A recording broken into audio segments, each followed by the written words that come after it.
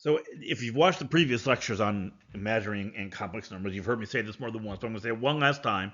Um, if we want to be able to have these complex numbers be the solutions to equations, we need to be able to do arithmetic operations with them, right? Add, subtract, multiply, and so forth.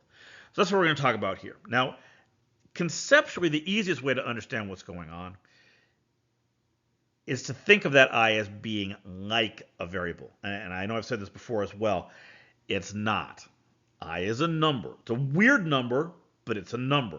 However, in some circumstances, it can help to think of it like you would think of a variable. For example, look at this first one here. 3 plus 2i plus 5 minus 4i. First, I'm going to rearrange the numbers here. I'm going to put the real part in front and the imaginary parts in back. Now I'm going to add. 3 plus 5 is 8. That's the easy part. With the i's, if it was 2x minus 4x, you do 2 minus 4, you leave the x the same, right? We're going to do the exact same thing here. 2i minus 4i is just minus 2i.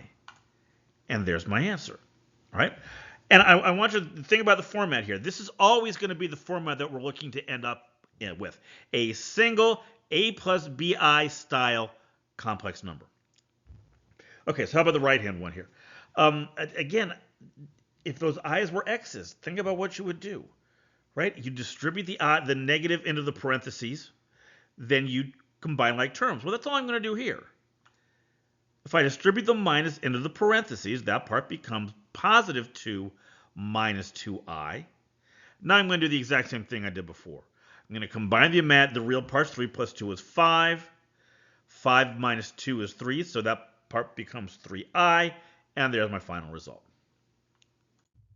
All right, so next up after addition and subtraction is multiplication. And again, it's not a variable, but if you kind of conceptualize that I as a variable and treat it like you would one, you're going to be 90% of the way to the right answers.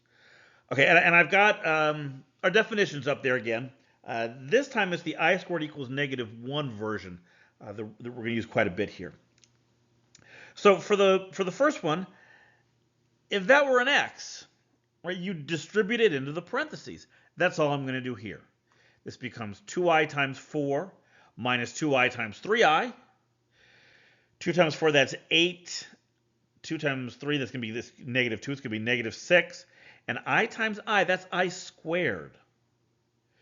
But I squared is -1. So if I put -1 in there, this becomes 6 plus 8i. And again, you see how I've written it, right? We always are going to put the real part first. Okay, so this middle one, however you like to multiply binomial, you've got the FOIL method, right, that I think a lot of people learn. If you've got another way of approaching this, that's fine. Just like you would if that was a -2x and a 4x, exact same approach here, right? So if I multiply this out, I get 3 times 5 plus 3 times 4i plus -2i times 5 plus -2i times 4i. And now we've just got some arithmetic, right? 3 times 5 is 15. 3 times 4 is 12i. We get a minus 10i from the third term. And then minus 8. And again, we've got an I squared here, just what we saw before. Okay, so now I can combine the 12 and the minus 10. So that's going to be 2i. The I squared, I'm going to replace that with -1. So that becomes plus 8. 15 and 8, that's 23. So this is 23 plus 2i. Okay, and I got one more I want to do here, because this one's going to give us an interesting result. In fact, if you like, you can pause the presentation, see if you can't work this out on your own. Then come back and see how I take care of it here. So again, we're going to use the same multiplication. We get 1 plus 2i minus 2i minus 4i squared. And look what happens in the middle. Those 2i terms, they cancel each other out. That's just 0. I'm going to put -1 in there for I squared again. And this becomes 1 plus 0 plus 4, which is just 5. A straight real number. Right? Now, that wasn't a coincidence. I'm sure you see the relationship here, right? These two numbers are the same. The real parts are the same. The imaginary parts have the opposite sign. There's actually a special name for numbers like this. They're called conjugates of each other.